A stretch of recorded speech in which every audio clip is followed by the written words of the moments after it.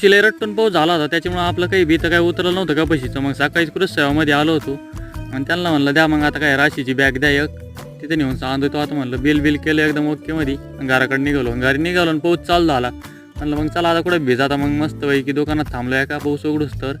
मग काय 10-15 मिनिटात तो उघडला, मग निघलो घरी. घरचे सगळे उद्योगावरून मम्मी मी परत राहण्यात आलो होतो. म्हणलं मग चला आता आज आहे ना हे सांदायचं सगळं काम पूर्ण करूनच घेऊ म्हणलं. आणि विषय झालता असा का 8 दिवसापूर्वी आपण जी कपाशी लावली होती ना त्याचं भरणं बिरणं तर एकदम ओके झालं होतं. आणि त्याच्यावर नेमकं पहिला पाऊस ना आपला इतका रट्टून झाला होता ना का जे बी लावलं होतं आपण एकदम दबून गेलं होतं. ते काय उतरलंच नव्हतं, पुढं मडच उतरलं होतं. म्हणलं मग नको मागं पुढं व्हायला, लगेच सांधून घेऊ याला. आता आपली व्हिडिओग्राफी करायला ना खास बबलू शेट आला होता. बबलू शेटने मला पण यायचं. म्हणलं मग चाल कॅमेरा चालू कर आणि फिरवं लगेच. आणि सरी लावून झाली ना मला तर असा काटा यायचा नाही वाल्यामुळं लावायचा.